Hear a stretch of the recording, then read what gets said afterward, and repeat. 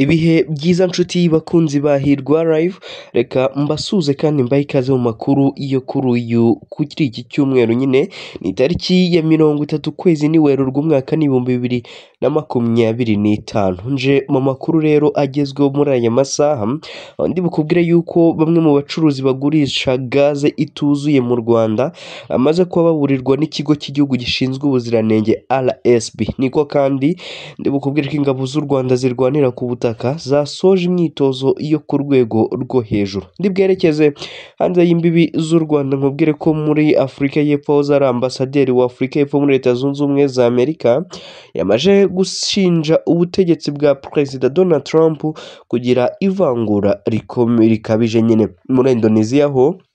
Iri leta ya Indonesia yatangaje ko igiye kwimurira nibura injangwe 860 ku birwa bitandukanye muri Repubulika ya Demokarasi ya Kongo. Kandi Perezida Felix Antoine Tshisekedi ngo yaba amaze gusimbuka nibura kudeta zirenga 100 mu gihe amaze akora. Izo ni zimwe mu ngingo rero tugiye kugarukaho mu kanya mu buryo burambuye, bwo mwumve ko nabasuhuje basaba gukanda subscribe kugira ngo tujye tubona kenshi, mu kutere comment mugende mukore like na share. Ubwo mu kanya ndaje twita turambura aya makuru.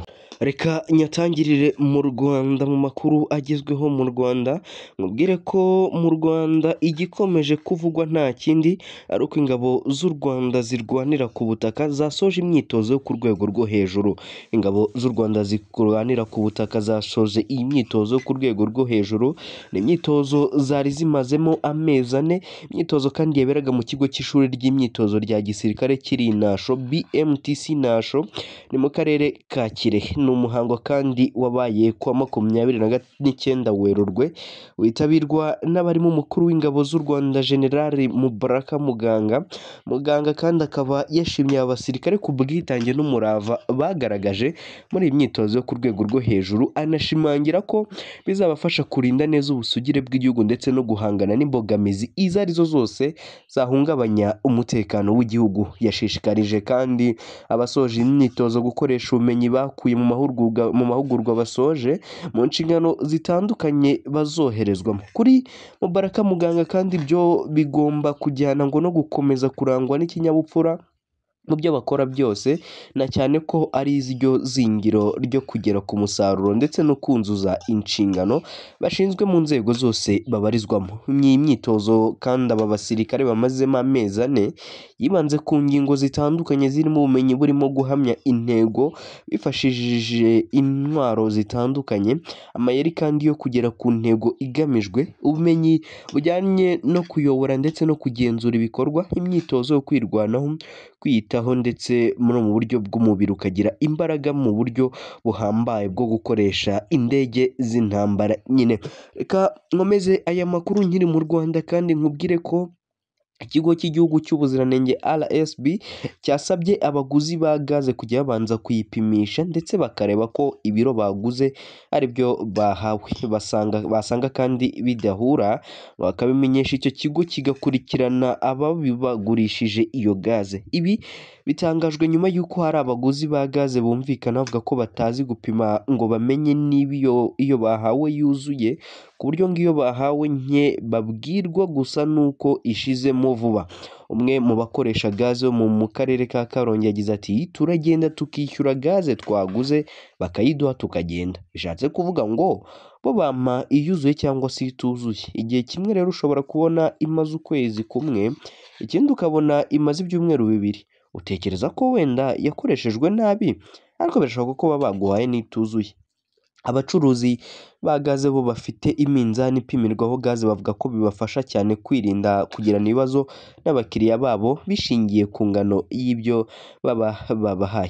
Kuri iyo ngingo kandi y'iminzani ariko harimo abacuruzi ba gaze batayifite, ngo ku buryo abakiriya babo batabasha gupimisha ngo barebe koko niba ibatwaye ingano ihwanye n'ibyo baguze. Umukozi mu ishami rishinzwe ingero n'ibipimo muri RSB ni Kabalisa Placide yabwiye RBA ko abaguzi ba gaze bose bagomba kujya basaba abacuruzi kuyipima mbere yo kuyitwara, ariko kandi bakagaragaza abacuruzi babagurisha ituzuye ndetse bakaba babasha guhita bakurikiranwa bakabiryozwa. Amacupa kandi ya gaze akunze kugurwa cyane n'ajyamo ibiro 6 n'ibiro 12 kandi buri cupa riba ryanditseho uburemere bwaryo kuko butandukana bitewe n'ibyo rikozemo. Muri rusange kandi amacupa ya gaze ajyamo ibiro 6 akunze kuba apima hagati y'ibiro 7 n'ibiro 8 nta gaze irimo, ni mu gihe ajyamo ibiro 12 bya gaze akunze kuba apima hagati y'ibiro 11 n'amagarama 500 ndetse n'ibiro 13. Ibyo bivuze ko umuntu uguze ibiro 6 bya gaze nibura icupa iryo ari ryo ryose riba rigomba kuba ripima munsi y'ibiro 13, ngo ntabwo riba rigomba kujya munsi y'ibiro 13, mu gihe irijyamo ibiro 12 bya gaze ryo ritagomba gupima munsi y'ibiro 23 na 500 ryuzuye. Ingingo ya 14 kandi n'iya 15 y'itegeko ryo mu mwaka w'2020 rigenga ingero n'ibipimo mu Rwanda ivuga ko umuntu wese ukoresha ingero n'ibipimo nabi, ukoresha ibitujuje ubuziranenge, ibidafite ibimenyetso bibyemeza, ibitagenzuwe cyangwa se bitemewe gukoreshwa nk'abakoze icyaha.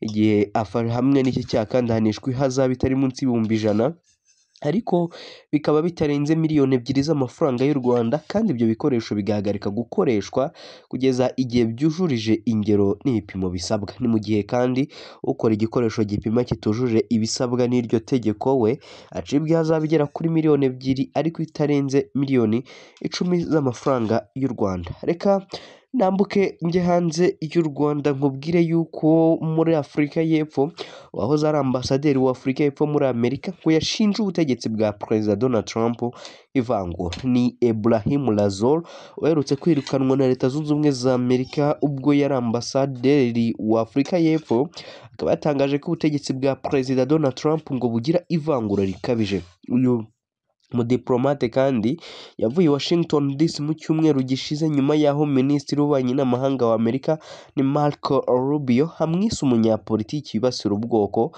kandi ngo akaba iyanga Amerika na Perezida wayo Donald Trump. Ambasaderi Rasool yazize ko yari aherutse kuvuga ko Trump ayoboye umuryango w'abazungu bashaka gutegeka isi, ngo kandi ngo hari n'Abanyafurika y'Epfo bawurimo. BBC yamubajije niba atekereza ko ubutegetsi bwa Trump bwaba bugira ivangura, asubiza ko byigaragaza, ati ntekereza ko ari ibintu byigaragaza ndetse bidasaba kubyerekwa.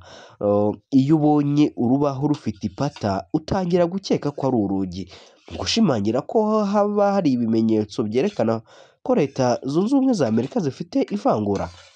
Ambasaderi Rasool kandi yafatiye urugero ku cyemezo Trump yafashe cyo kwirukana abimukira baba muri Leta Zunze Ubumwe za Amerika binyuranije n'amategeko ndetse no kwambura viza abanyeshuri bagera kuri 300 nakubwiye ku munsi w'ejo bitabiriye imyigaragambyo ishyigikira Palestine. Nyuma y'igihe gito kandi Trump agiye ku butegetsi yashinje Leta ya Afurika y'Epfo kwibasira abazungu batuyeyo, abasezeranya ko Amerika izabaho ubuhungiro mu gihe iki kibazo cyakomeza. Ambasaderi Rasool yagaragaje ko amagambo ya Trump yuzuye ibinyoma ngo kuko kuva abarimo Nelson Mandela batangira kuyobora Afurika y'Epfo ivangura rishingiye ku moko ryabaye amateka muri iki gihugu cya Afurika y'Epfo.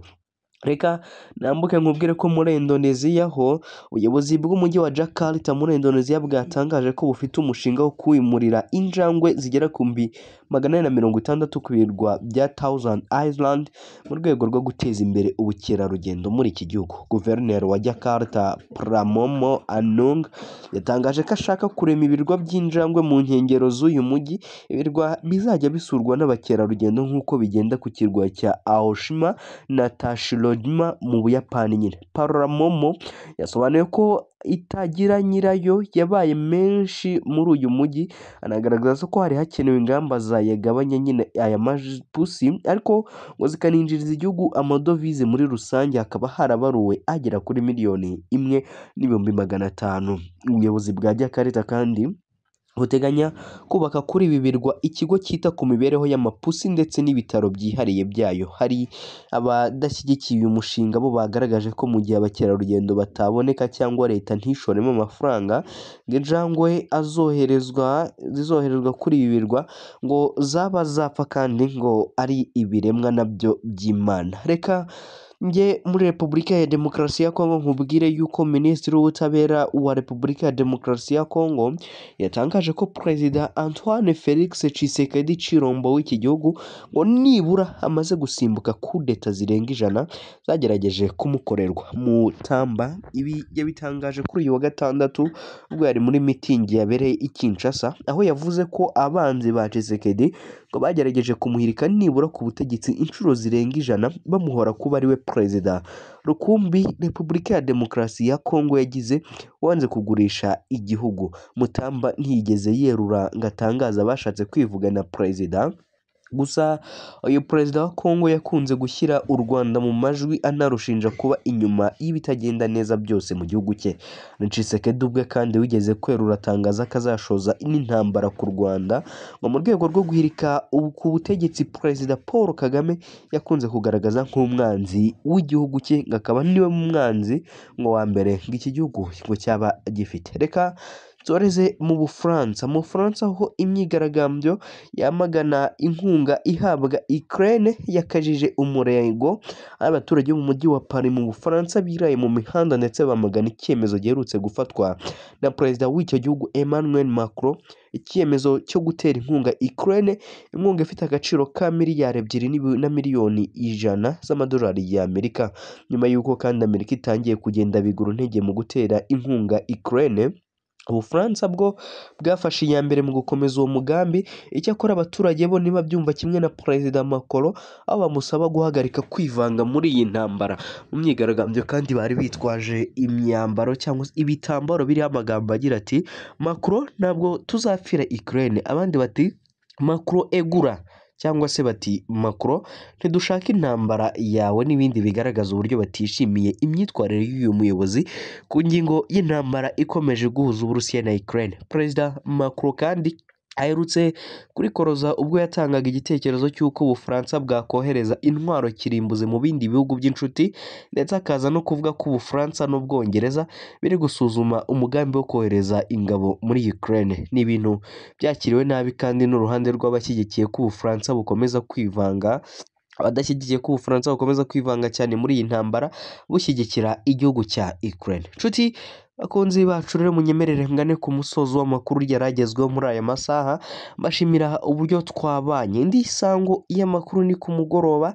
Reka mbasabe gukanda subscribe, mumanuke hepfo gato mutere comment, wibuke gukanda like, ukore share kugira ngo tujye tubana kenshi makuru aba agiye agezweho. Hagati aho mukomeze mugire ibihe byiza.